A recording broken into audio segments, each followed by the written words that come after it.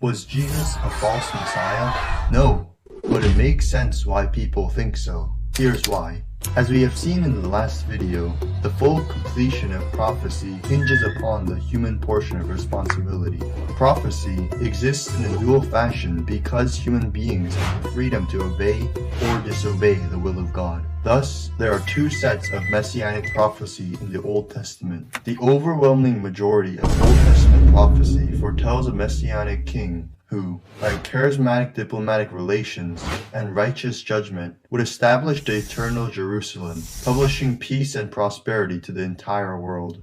On the flip side, a handful of prophecies testify to the course of the suffering servant. Although these prophecies outline the messianic age in varying detail, as it stands, there are at least 80 prophecies testifying of the reigning king, in comparison to the handful of prophecies of a suffering Messiah. As we can see, the vast number scale between these two sets of prophecies indicates that God's intended plan was that Israel obey the Messiah to establish and inherit the eternal city. As a lot of us are already familiar with the sacrificial lamb prophecies, let's take a look at some of the reigning king prophecies in more depth.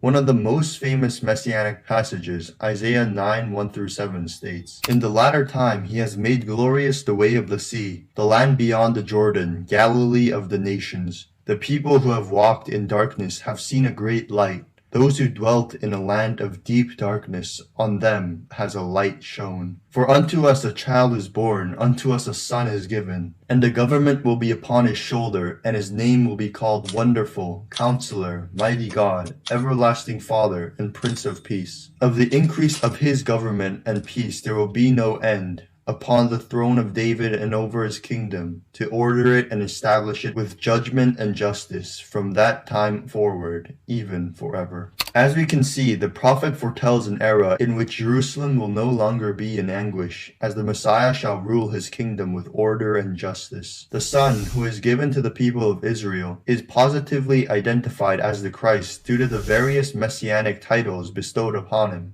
such as Mighty God, Everlasting Father, and the Prince of Peace. Having, quote, the government upon his shoulder, which, quote, of the increase of his government and peace there will be no end, end quote. He will sit upon the throne of David to, quote, order it and establish his eternal kingdom with judgment and justice, end quote. Shifting gears to the book of Micah, the prophet outlines the future glorious status of Jerusalem in extraordinary detail. "Now it shall come to pass in the latter days that the mountain of the Lord's house shall be established on the top of the mountains, and shall be exalted above the hills, and peoples shall flow to it. Many nations shall come and say, Come, and let us go up to the mountain of the Lord, to the house of the God of Jacob. He will teach us his ways, and we shall walk in his paths. For out of Zion the law shall go forth, and the word of the Lord from Jerusalem." Recorded in Micah 4:1-2. Continuing in the next chapter, the prophet states, "Out of you, Bethlehem, shall come forth to me the one to be ruler in Israel, whose goings forth are from old, from everlasting. He shall be great to the ends of the earth, and this one shall be peace. They shall shepherd the land of Assyria with the sword, and the land of Nimrod and its entrances. Your hand shall be lifted up over your adversaries, and all your enemies shall be cut off. And in anger and wrath I will execute vengeance on the nations that did not obey." It is self-evident what the prophet Micah envisioned when he prophesied of the Messianic age. With the New Jerusalem being established on the peak of the mountains, the law would go forth out of Jerusalem, publishing peace and executing justice among the nations, resulting in a posterity that no longer knows of war. Although it is not possible to cover all the prophecies in this video, the Messianic expectation from the Old Testament cannot be more clear. These 80 prophecies foretell of a time when the declaration of the Lord would culminate into the advent of the righteous branch of David, who, quote,